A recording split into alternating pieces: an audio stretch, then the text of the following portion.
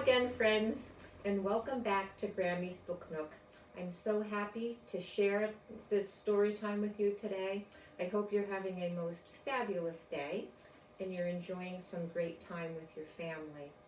We're going to continue reading our book, Andre the Seal, and I just wanted to remind you again the wonderful people who wrote and illustrated this book. The writer was Lou Dietz, and it's illustrated by Stel Chevis. I want to thank them for putting together such a nice story for us. If you remember, when we left the last time, Andre had just returned from his long winter away. And Daddy was so very happy when he got a phone call from a local harbor saying, "Guess what? Andre's back." And Daddy went and picked him up and brought him home. And what a happy day that was for the Goodridge family. So let's pick up today with chapter 9. And I need to do, you know what? Put on my Grammie reading glasses. Chapter 9, Andre's friend Elray. On one of the first fine days of spring, Andre's pound was put back into the harbor. A festive occasion in Rockport. Seagulls screamed and swooped about. Dogs romped. Lobstermen were scraping and painting their boats and getting them ready for another fishing season. Andre was joyous. Around and around the harbor he went, diving and leaping. Everyone along the waterfront watched as he frolicked like a little colt in a spring pasture.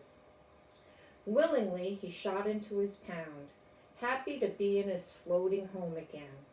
He loved and lived in two worlds, the world of people and the wild world of the sea.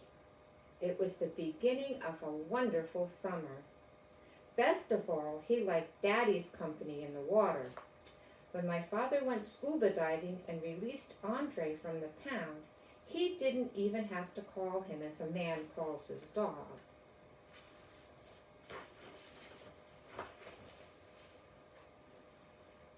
Andre was always close by. Underwater was Andre's world.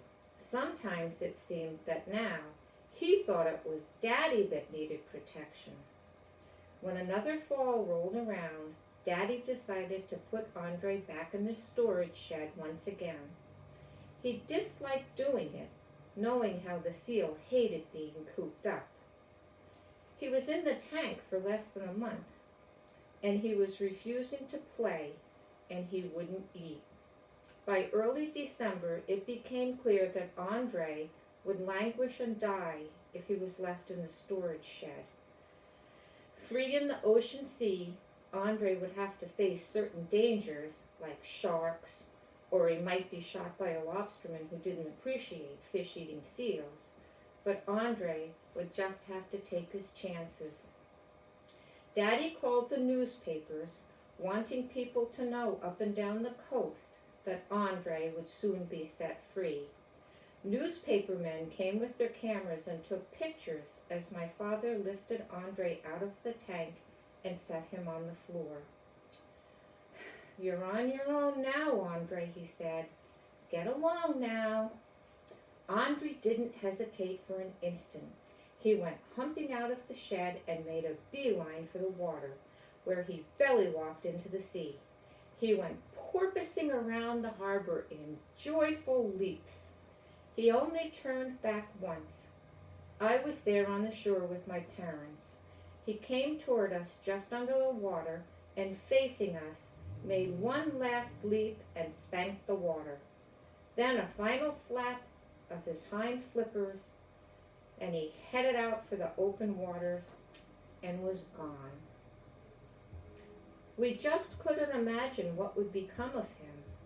Freed from the dark shed, would he enjoy a few days of hobo life and then come back home again?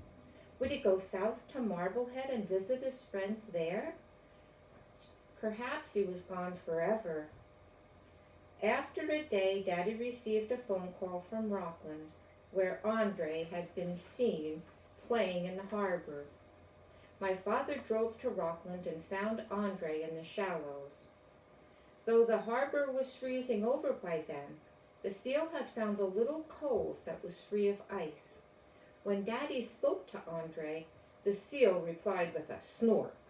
My father understood that snort all too well. It meant, "Don't bother me, go away. I'm not ready to come home yet." We had only one more report of Andre, this time from a man in the harbor in the town of Friendship, further along the coast. Andre had stopped off for a short visit there, and then he had left. At home, we waited and we worried. Weeks later, I said, "Maybe we should call the Coast Guard. Don't people call the Coast Guard when someone is missing at sea?" "Oh, I'd feel silly if I asked the Coast Guard commander if he'd seen any friendly seals lately," Daddy said. But all the same, he did call the Coast Guard, and the commander didn't think that it was a silly request at all. He said, "I'll ask all the Coast Guard stations to be on the lookout." Then one day, Luke Allen phoned. "Hey, Harry," he said, "Andre's back in the harbor." My father hopped into his truck and rushed down to the waterfront. Down on the shore rocks, Andre, recognizing the sound of Daddy's truck, was craning his neck and looking all around, this way and that way. Daddy was appalled at Andre's appearance. He was very, very thin, and his coat had lost its healthy shine. My father called out, "Stand by, boy," and he rushed home to get some fish. Happy to see Daddy, Andre was even happier to see some fish. Had poor fishing in the sea, or maybe loneliness, brought him back home to us? Maybe it was both. Now we were quite sure that he wouldn't be wandering away again.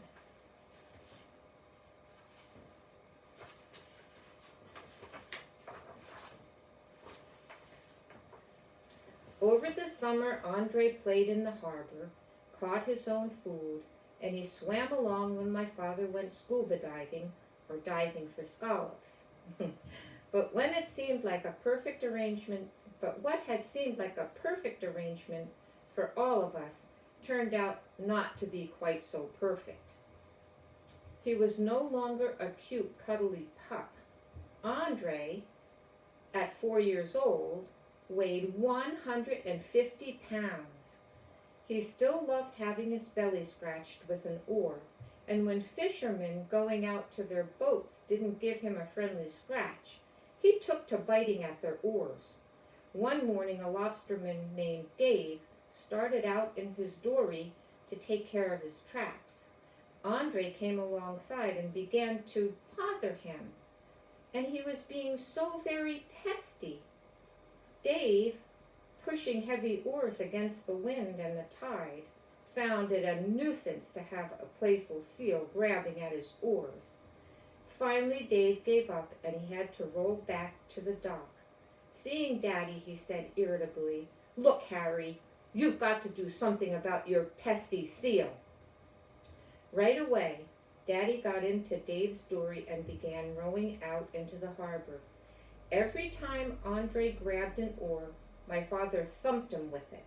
Sometimes he had to thump him 6 or 7 times before the seal understood that this was not a game.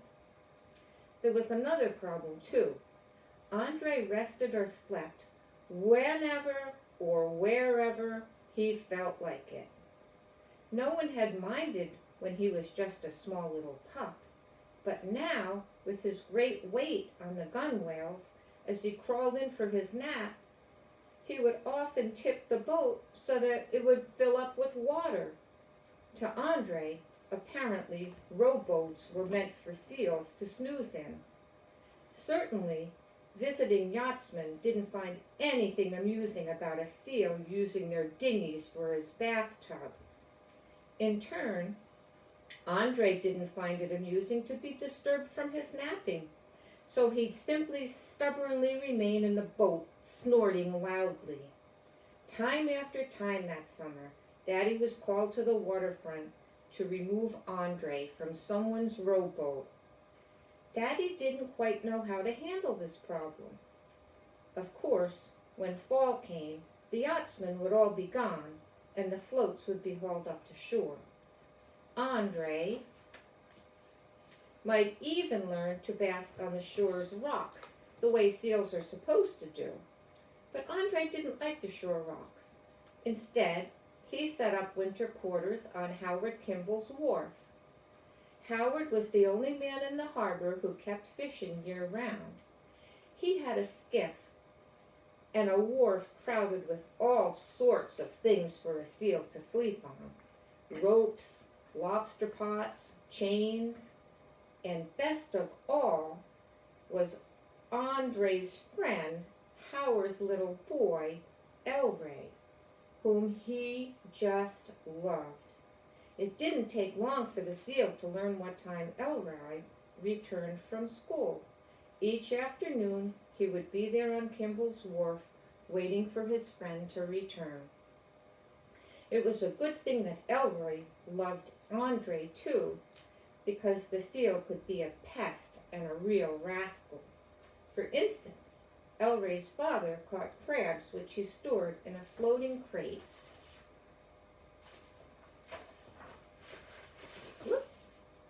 Just offshore, and one of Andre's daily chores was to get the crabs out of the crate and take them to the house for his mother to prepare to go to market. When Elray would take one handle of the crate and try to haul it ashore, Andre would get his teeth in on the other handle and pull it the other way. Then if Elray was too busy with his chores to play, Andre would get annoyed and splash the boy with his flippers or nip at his pant legs. Used to summer crowds watching him perform, Andre expected human attention, and when he didn't get it, he demanded it. So, Elray would take time from his chores, and he would throw sticks into the water for the seal to chase, or hold one high in the air so that Andre would have to jump for it. It was a great day for both of them when Elray learned to scuba dive. After all, while a seal likes the land as a place to rest and snooze, the sea is its natural playground. When Elray would get into his rubber suit and dive, Andre would shoot between his legs. Together they played under the water, doing leapfrogs and all sorts of fun underwater games. And together they would dive into the harbor looking for scallops. When it came time for Elray to go to the house for supper, Andre would follow him up on the rocks. "I'll see you tomorrow, Andre," Elray would say, waving goodbye. Andre then lay on the rocks looking up at Elray's house, hoping that he would come out to play again. When night fell and the lights went off in the Kimball house, Andre would slip back into the dark water and wait for another day.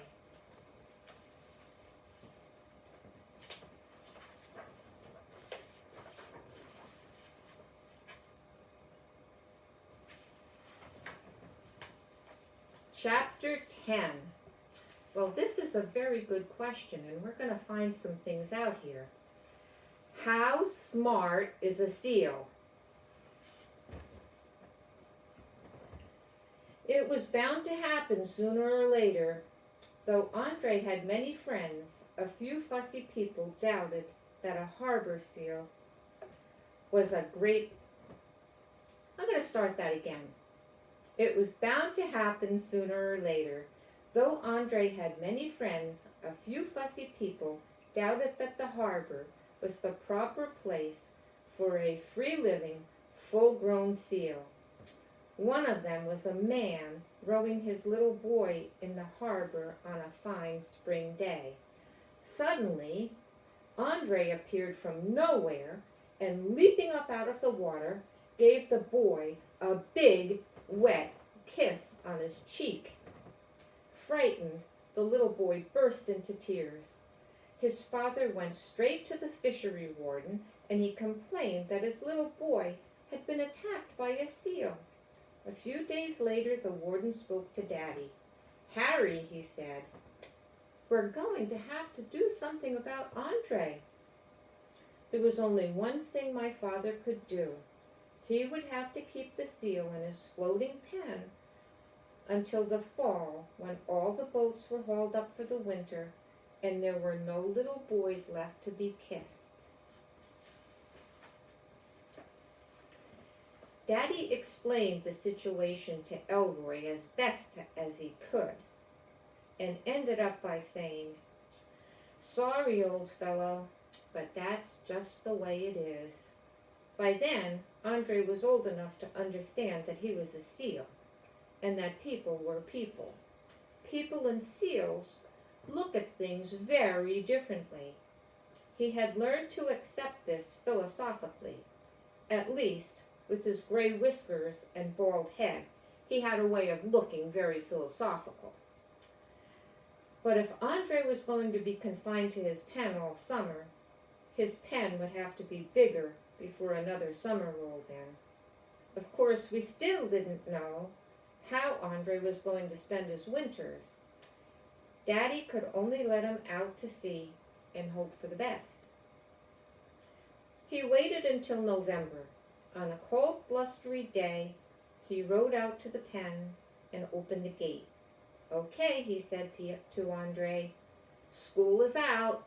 Have a nice time." "Be sure to drop us a postcard," I said, trying hard to be funny. I think it would be hard to write a postcard with flippers.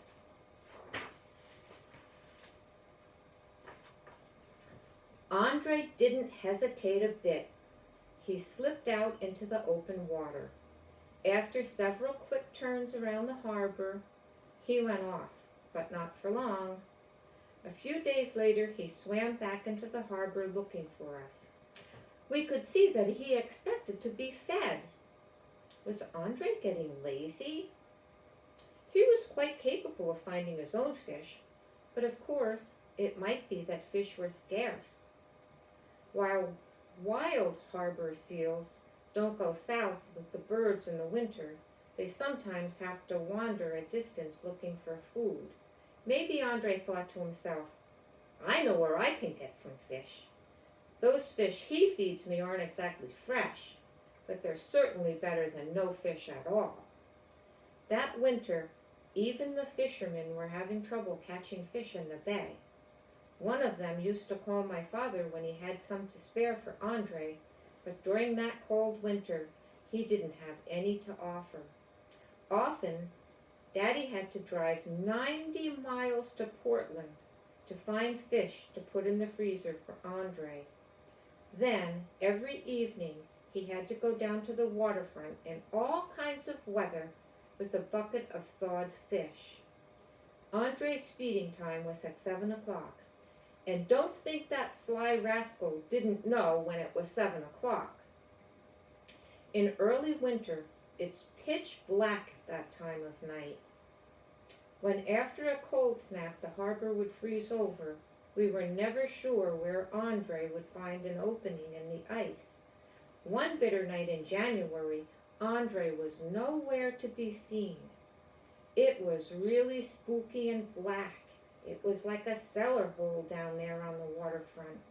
The ice was scraping against the rock and making creepy animal noises. We called and we called, but there was no Andre. Then Daddy had a brilliant idea. "Hey, Andre," he called into the darkness. "What do you think of Flipper?" Out of the darkness came a loud, juicy snort.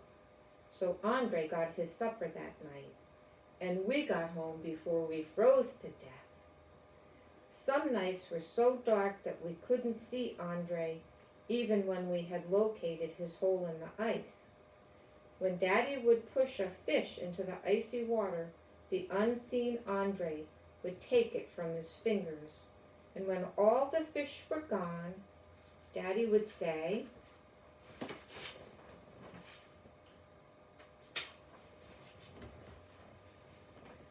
"That's all for now, old fellow." He would wait a moment and then feel into the hole with his hand.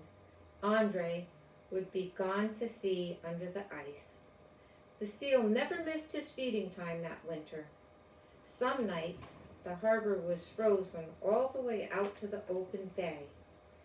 How did he manage to swim all that distance under the ice without air? A seal has to have air to breathe, just like people. Andre could rest at the bottom of the sea for sometimes as long as 15 minutes without coming to the surface to breathe. But when a seal is swimming, he uses up oxygen much faster than when he's resting. This was a mystery.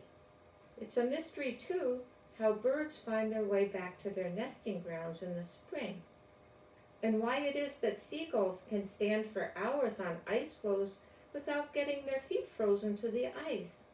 And how does a spider make the exact same web time after time without even using a pattern? Mysteries are things that we just don't understand. There were many other puzzling things about Andre. He loved scuba divers. When one of them would go into the water a half-mile away from where Andre was swimming, he'd find that diver in a flash, and he'd always want to play.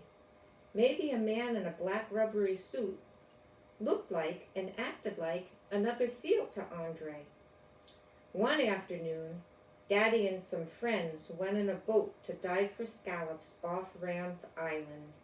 Ram's Island is 4 miles away from Howard Kimball's wharf, where Andre was sleeping that day. The men were in the water for no more than 10 minutes when a familiar whiskered head popped up in their midst. And there was Andre. He had come 4 miles to that very spot, straight and swift as a bullet. When people used their brains to figure out things, we call that intelligence. People like to think of themselves as so much smarter than animals. But one day, Andre showed us that seals can figure things out too. Daddy had run out of his supply of frozen herring and decided that he'd have to feed Andre some mackerel instead. Dumping a pailful on the deck of Andre's pen, he received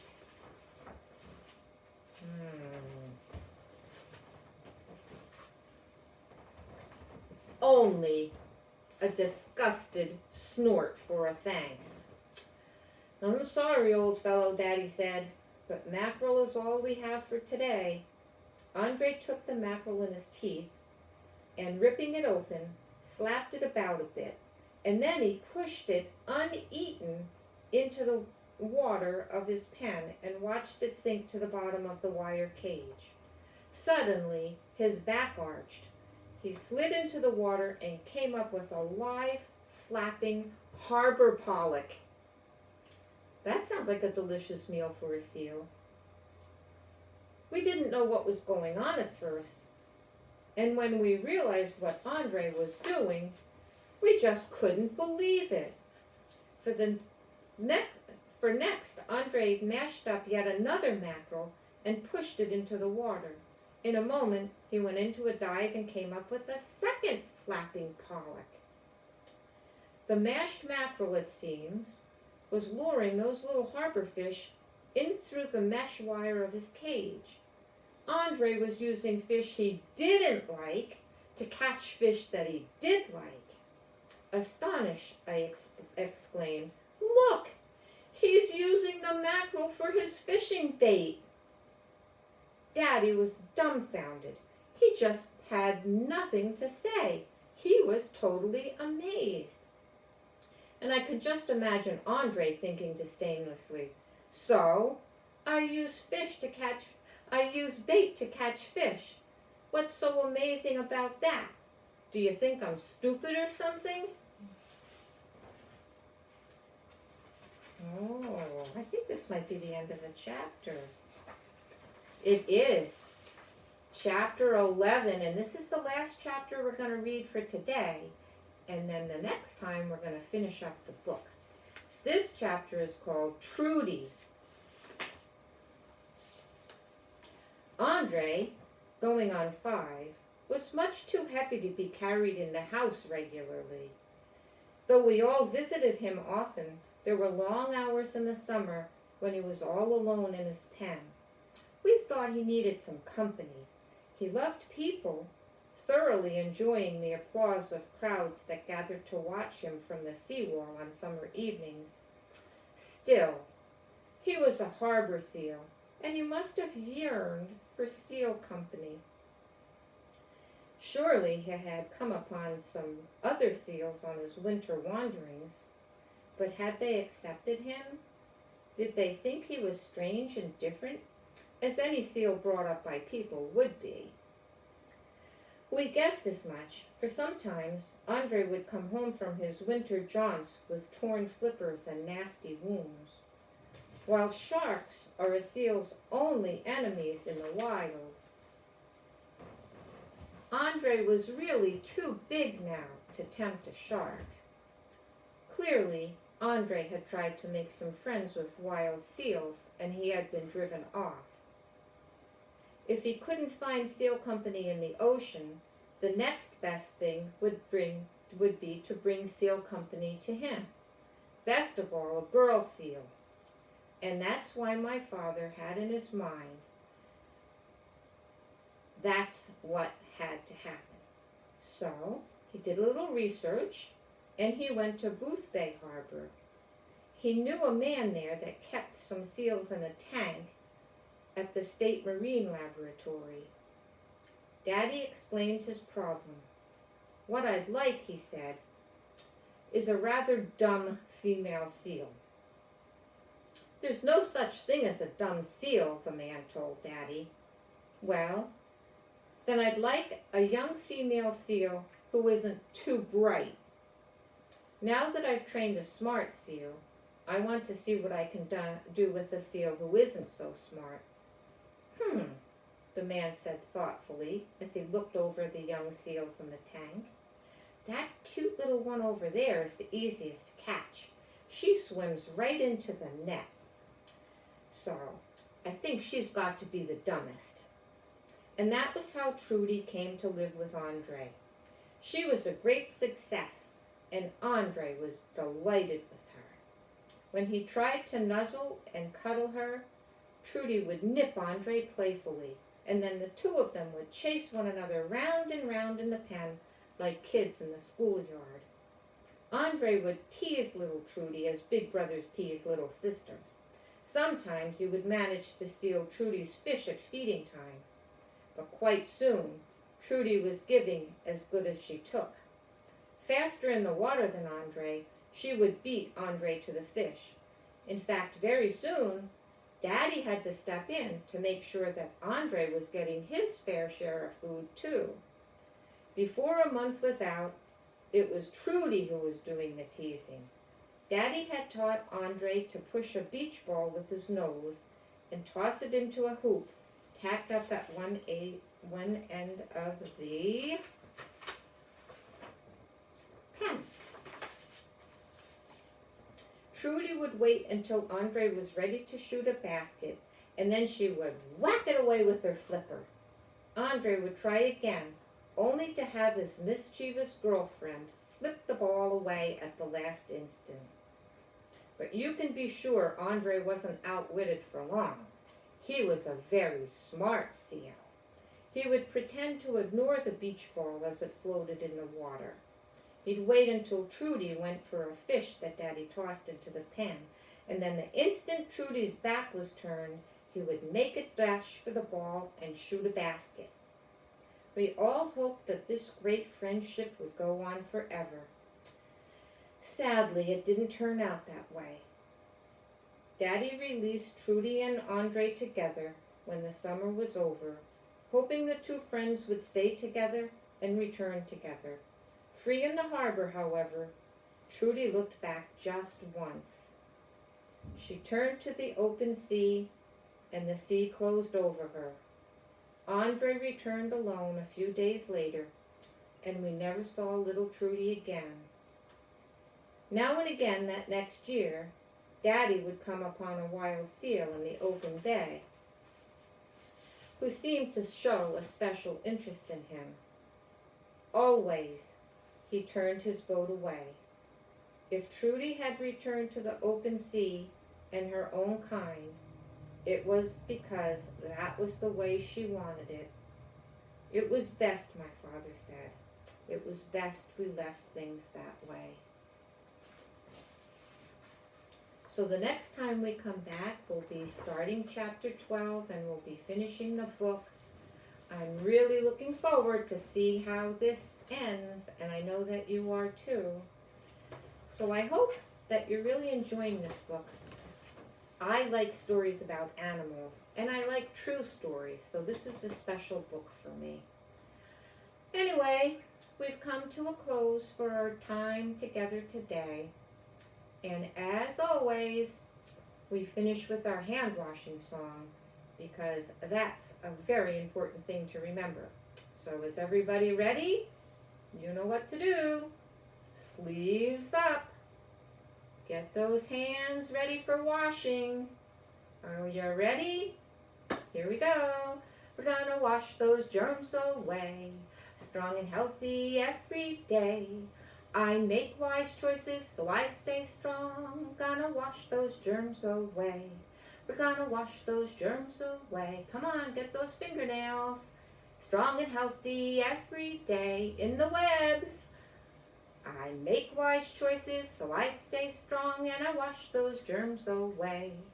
I make wise choices every day. I'm gonna wash those germs away. Okay, goodbye for now. Enjoy the rest of your day, and I will look forward to seeing all of my special friends the next time. Bye!